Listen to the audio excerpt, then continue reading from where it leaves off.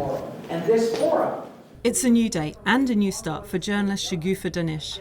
The reporter from Kabul still focuses on politics, but since fleeing Taliban repression, she swapped coverage of Afghanistan's government for reporting on Canada's parliament in Ottawa. With the Taliban returning to power in 2021, Danish fled her home country, seeking refuge in Canada.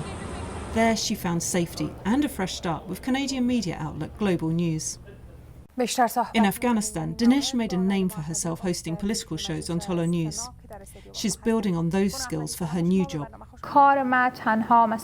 My work is not only to report, but also to help with the production of news, shows and reports, working as a producer.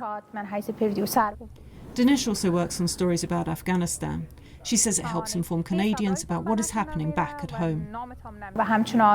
And, as an Afghan journalist, I am doing my best to pitch stories on important issues in Afghanistan, so that I can work more on the Afghan issues. Around 40,000 Afghans have moved to Canada since 2021, according to the UN Refugee Agency. Danish's new colleagues say her coverage has made a difference. And she has stories sometimes before the New York Times does. She hears about it because she has her finger on the pulse. And having her here has helped Canadians understand what's happening in Afghanistan, what's happening to the Afghan people under the Taliban.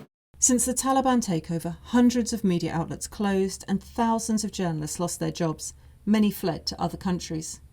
Journalists and others who stayed behind face restrictions on daily life. The United Nations has repeatedly called on the Taliban to respect human rights, particularly those of women.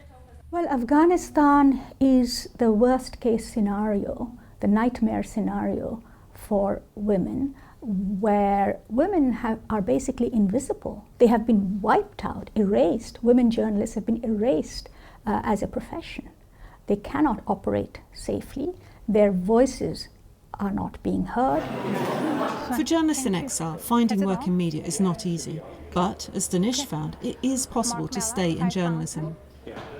Danish is determined to continue her work as a journalist in Canada.